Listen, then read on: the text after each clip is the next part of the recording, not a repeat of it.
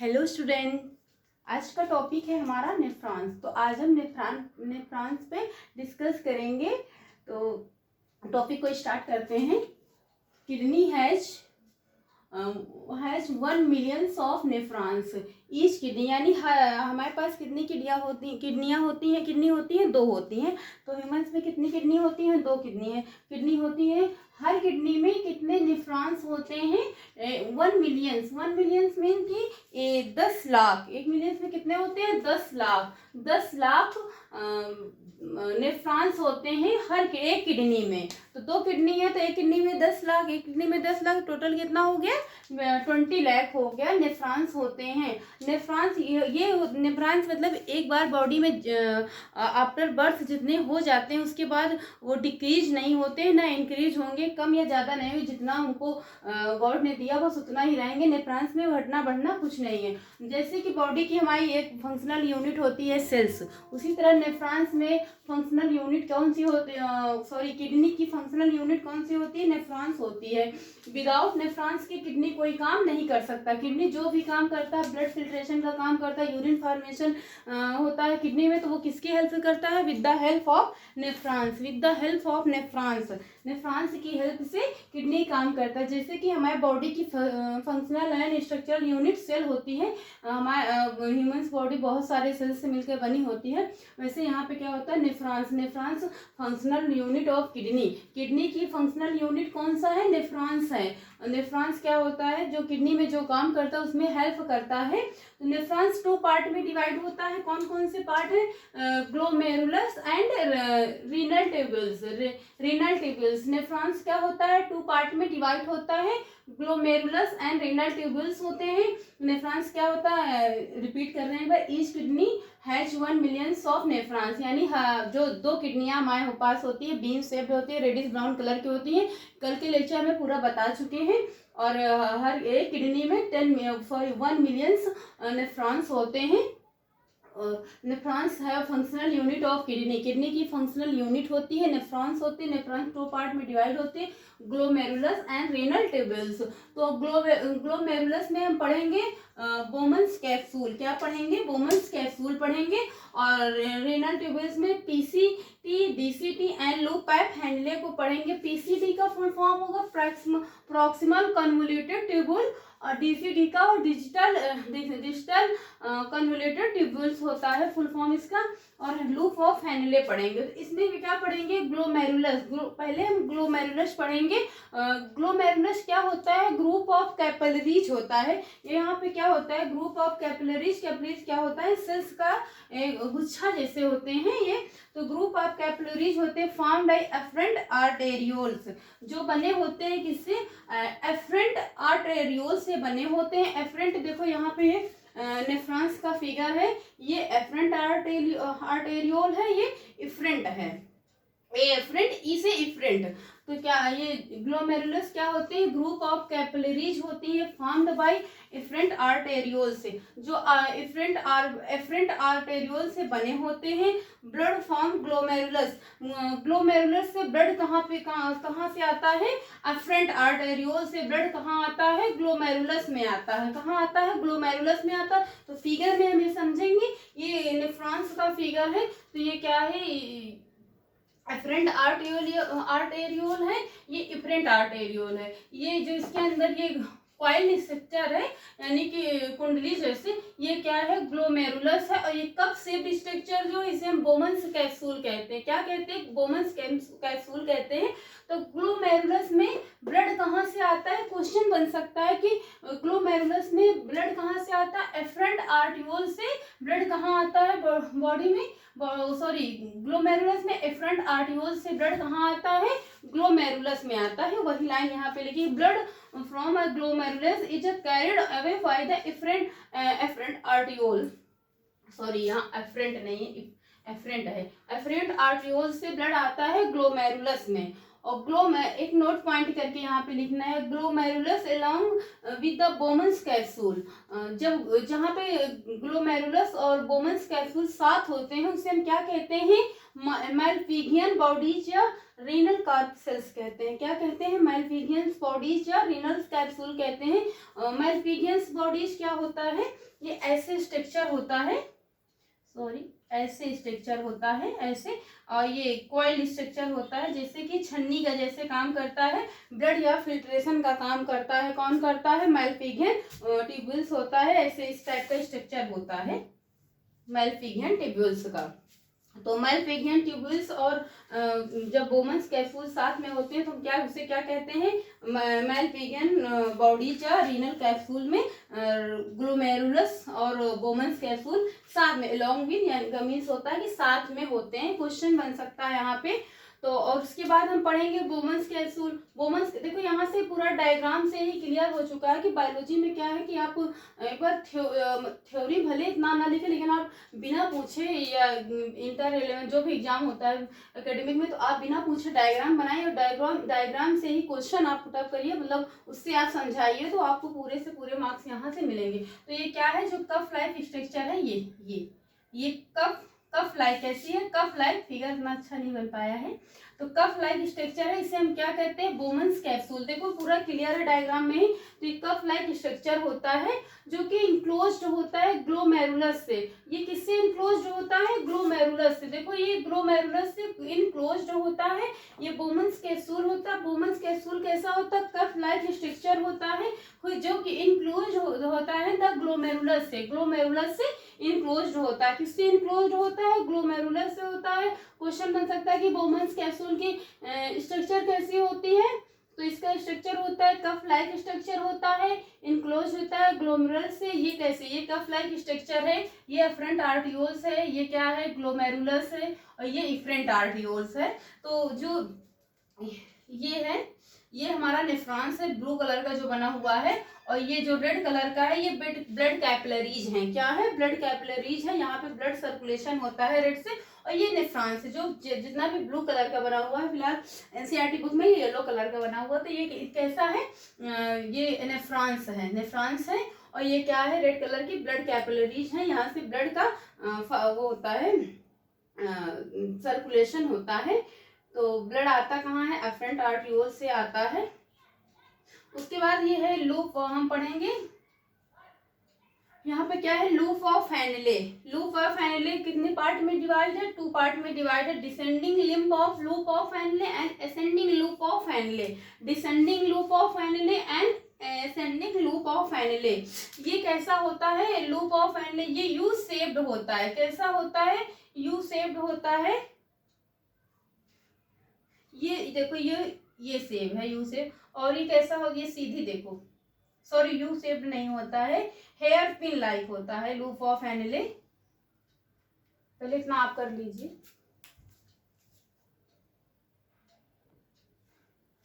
तो इसके बाद बोमन्स कैप्सूल के बाद हम लूप ऑफ हैनले पढ़ेंगे। 2 पार्ट में, ascending loop of Henle and descending loop of Henle, 2 होते हैं। तो ये लूप ऑफ हैनले, इसका शेप क्या होता है, यहीं पे लिख दें। इधर नीचे का हो गया है। ये हेयर पिन शेप क्या होता है, शेप यानी स्ट्रक्चर कैसा होता है, हेयर पिन, यानी कि जो बालों में जो क्लिप लगाई जाती है, पिन, जो देखो ये सीधी है, हेयर पिन जो पिने आती हैं, पतली पतली आती हैं हेयर पिन, वैसे शेप की स्ट्रक्चर होती है। देखो डायग्राम में भी क्लियर है कि ये हेयर पिन शेप स्ट्रक्चर होता है, कौन, लूप ऑफ हैनले। और कितने पार्ट में डिवाइड होता है, descending loop of Henle and ascending loop of Henle. तो आप इतना कर लीजिए। इसके आगे फिर हम पढ़ाएंगे पीसीटी एंड डीसीटी।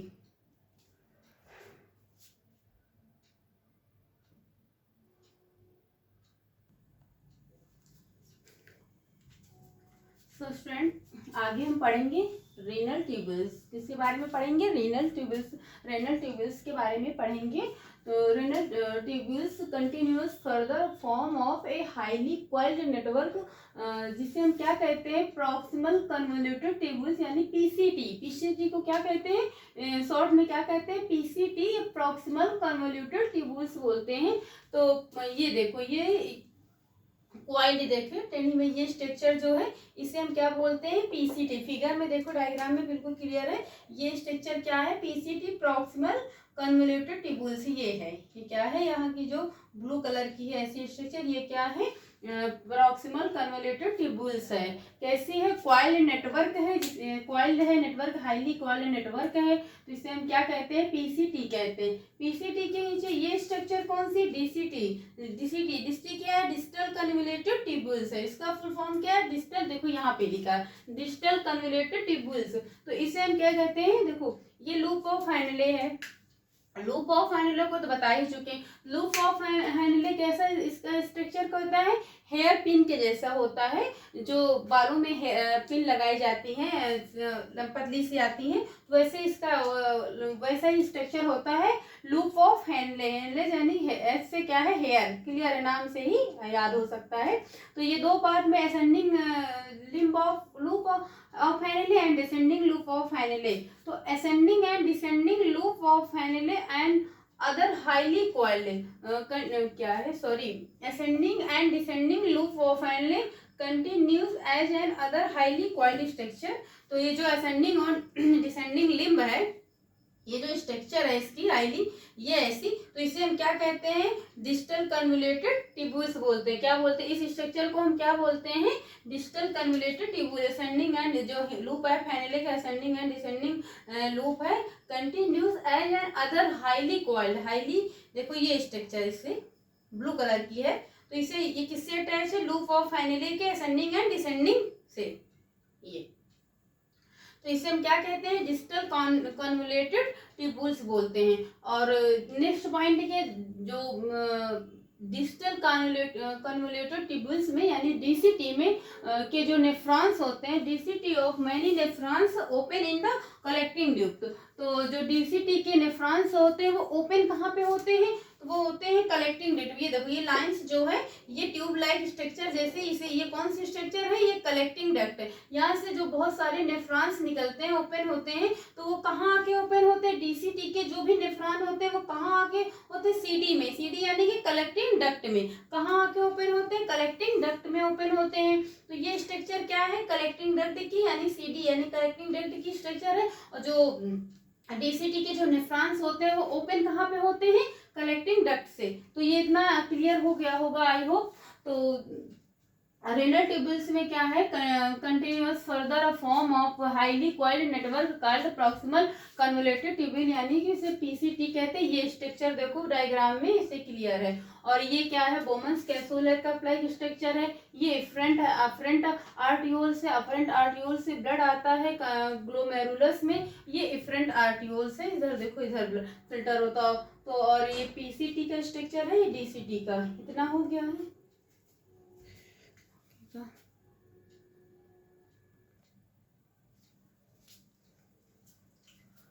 उसके आगे का है, नोट पॉइंट करके आप लिख सकते हैं, ऐसे ही नोट पॉइंट करके लिख सकते हैं पॉइंट वाइज।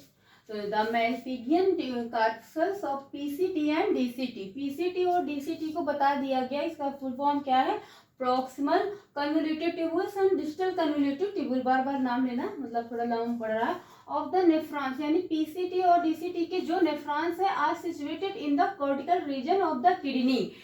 पीसीटी और डीसीटी में जो नेफ्रॉन्स है वो कहाँ सिचुएटेड है, तो cortical region of the kidney. Kidney के किस रीजन में, क्वेश्चन बन सकता है यहाँ पे, किडनी के किस रीजन में, कॉर्टिकल रीजन्स में। कॉर्टिकल रीजन्स क्या बता सकते हैं, कुंडली लाइक जो स्ट्रक्चर होता है, तो उसके किडनी के किस में, कॉर्टिकल रीजन में होते हैं। पीसीटी और डीसीटी के जो नेफ्रॉन्स होते हैं सिचुएटेड होते हैं कॉर्टिकल रीजन में ऑफ द किडनी के। Where is the loop of Henle dips into the medulla, जहाँ पर loop of Henle dips into the medulla, medulla में डिप्स होते हैं। मेडुला क्या होते हैं बता चुके हैं कि जब किडनी के ऊपर साइड जो होता है वो मेडुला होता है। In the majority of nephrons the loop of is too short, यानी कि जो नेफ्रॉन्स होते, loop of majority of nephrons, the loop of Henle, Henle यहाँ पे लिखना भूल गए, सॉरी। लूप ऑफ हेनले के जो नेफ्रॉन्स होते हैं बहुत ही शॉर्ट, टू शॉर्ट का मतलब होता है बहुत शॉर्ट होते हैं, बहुत ही ज़्यादा छोटे होते हैं, जिन्हें हम अपने नेकेड आई से नहीं देख सकते हैं, micro with the help of microscope, यानी कि माइक्रोस्कोप की हेल्प से हम उन्हें देख सकते हैं। बहुत ही शॉर्ट होते हैं लूप ऑफ हेनले के जो नेफ्रॉन्स होते हैं, and extend only a very little into the medulla. Such nephrons are called cortical nephrons। इन जो उसमें नेफ्रॉन्स होते हैं उन्हें हम क्या, कौन सा नेफ्रॉन्स कहते हैं, कॉर्टिकल नेफ्रॉन्स कहते हैं। लूप ऑफ हेनले के, लूप ऑफ हेनले में जो नेफ्रॉन्स होते हैं जिन्हें हम नेकेड आई से नहीं देख सकते हैं, हम उन्हें देख सकते हैं with the help of microscope से, उन्हें हम क्या कहते हैं, कॉर्टिकल नेफ्रॉन्स कहते हैं। क्या कहते हैं, कॉर्टिकल नेफ्रॉन्स कहते हैं। In some of the nephrons the loop of Henle is very long. कुछ नेफ्रॉन्स लूप ऑफ हेनले के लंबे होते हैं, कुछ नेफ्रॉन क्या होते हैं, कुछ छोटे होते हैं, जो छोटे होते हैं उन्हें हम कॉर्टिकल नेफ्रॉन्स कहते हैं। कुछ नेफ्रॉन्स लूप ऑफ हेनले के क्या होते हैं, बहुत लंबे होते हैं, and run deep into the medulla, जो मेडुला में बहुत डीप यानी कि बहुत गहराई से रन करते हैं। ऐसे नेफ्रॉन्स को हम क्या कहते हैं, जुक्स्टामेडुलरी नेफ्रॉन्स कहते हैं। क्या कहते हैं, जुक्स्टामेडुलरी नेफ्रॉन्स कहते हैं। और जुक्स्टामेडुलरी नेफ्रॉन्स का काम क्या होता है, बॉडी में ये पानी की कंसंट्रेशन को क्या करते हैं, यानी कि जब हमारी बॉडी में पानी क्या कमी हो जाती है उसकी कंसंट्रेशन को इंक्रीज करते हैं। क्या करते हैं, कंसंट्रेशन को क्या करते हैं, सॉरी इंक्रीज नहीं डिक्रीज करते हैं। तो यहाँ पे लिख दें JMN लिख दें इसको, जुक्स्टामेडुलरी, ये तो मार्कर बहुत लाइट चल रहा है। तो ये क्या करते हैं, बॉडी में H2O यानी पानी की कंसंट्रेशन को क्या करते हैं, डिक्रीज करते हैं। कौन करता है डिक्रीज, जुक्स्टामेडुलरी नेफ्रॉन्स। तो एक बार रिपीट करते हैं, मैल्पिजियन कॉर्पसेस ऑफ यानी कि पीसीटी और डीसीटी के जो नेफ्रॉन्स होते हैं वो सिचुएटेड कहाँ होते हैं, cortical region of the kidney के कॉर्टिकल रीजन में लोकेटेड होते हैं या सिचुएटेड होते हैं, बोल सकते हैं। क्वेश्चन बन सकता है कि पीसीटी और डीसीटी के नेफ्रॉन्स कहाँ पे सिचुएटेड होते हैं, तो cortical region of the kidney के। और वहीं पे लूप ऑफ हेनले के dips into the medulla, majority of the nephrons the loop of Henle, यानी कि लूप ऑफ हेनले के कुछ नेफ्रॉन्स होते हैं जो बहुत ही शॉर्ट होते हैं, कि टू शॉर्ट मीन्स कि बहुत ही छोटे होते हैं, जिन्हें हम माइक्रोस्कोप की हेल्प से देख सकते हैं, और बहुत ही छोटे। लेकिन कुछ नेफ्रॉन्स लूप ऑफ हेनले के, सॉरी जो बहुत छोटे नेफ्रॉन्स होते हैं उन्हें हम कहते क्या है, कॉर्टिकल नेफ्रॉन्स कहते हैं। लूप ऑफ हेनले के जो छोटे, बहुत ही छोटे नेफ्रॉन्स होते हैं, लेकिन but some of the nephrons the loop of Henle, यानी कि लूप ऑफ हेनले के कुछ नेफ्रॉन्स जो होते हैं वेरी लॉन्ग, बहुत लंबे होते हैं, और वो रन्स करते हैं डीप इनटू द मेडुला में जो रन्स करते हैं बहुत ही डीप करते हैं, बहुत गहराई से करते हैं। तो ऐसे नेफ्रॉन्स को हम क्या कहते हैं, these nephrons are called juxtamedullary nephrons. और जुक्स्टामेडुलरी नेफ्रॉन्स का काम क्या होता है, बॉडी में जब पानी की कंसंट्रेशन को क्या करते हैं, कम करते हैं, डिक्रीज करते हैं जुक्स्टामेडुलरी नेफ्रॉन्स। और इसके आगे हम पढ़ेंगे यूरिन का फॉर्मेशन। तो एक बार रिपीट कर रहे हैं, ये डायग्राम है नेफ्रॉन्स का। नेफ्रॉन्स में ये क्या है, अफरेंट आर्टियोल्स है, ये इफरेंट आर्टियोल्स है, इसके नीचे जस्ट ये कॉइल स्ट्रक्चर है, इसे हम ग्लोमेरुलस बोलते हैं। ग्लोमेरुलस है ये, ग्लोमेरुलस में ब्लड फर्स्ट ऑफ ऑल आता कहाँ से है, एफरेंट आर्टियोल से आता है। ये कहाँ आता है, ग्लोमेरुलस से, ग्लोमेरुलस में आता है। इसके ये जो कफ लाइक स्ट्रक्चर है इसे हम बोमन्स कैप्सूल बोलते हैं। बोमन्स कैप्सूल इनक्लोज होता है ग्लोमेरुलस में। तो कफ लाइक स्ट्रक्चर क्या होता है, बोमन्स कैप्सूल, देखो डायग्राम में ये क्लियर है कैसे स्ट्रक्चर है, कफ लाइक स्ट्रक्चर है। और इसके नीचे क्या होता है, लूप ऑफ हेनले, ये क्या है, यहाँ पे हट गया, लूप ऑफ हेनले है। तो डिसेंडिंग लूप ऑफ हेनले क्या है, टू पार्ट में डिवाइड है, descending loop of Henley and ascending loop of Henley. ये क्या है, लूप ऑफ हेनले के दो, ये लूप ऑफ हेनले है। लूप ऑफ हेनले से क्या होता है, अटैच पॉइंट स्ट्रक्चर इसकी होती है डीसीटी। ये स्ट्रक्चर क्या है, डीसीटी डिस्टल कन्वोल्यूटेड ट्यूब्यूल्स होते हैं, और ये पीसीटी यानी प्रॉक्सिमल कन्वोल्यूटेड ट्यूब्यूल्स होती है। ये स्ट्रक्चर क्या है, कलेक्टिंग डक्ट है। तो जो लूप ऑफ डीसीटी के जो भी नेफ्रॉन्स होते हैं वो आगे कहाँ ओपन कहाँ होते हैं, कलेक्टिंग डक्ट में। कहाँ ओपन होते हैं, कलेक्टिंग डक्ट में। तो आज की क्लास यहीं तक है, इसके आगे की क्लास कल होगी। आई होप आपको समझ में आया होगा। Thank you class.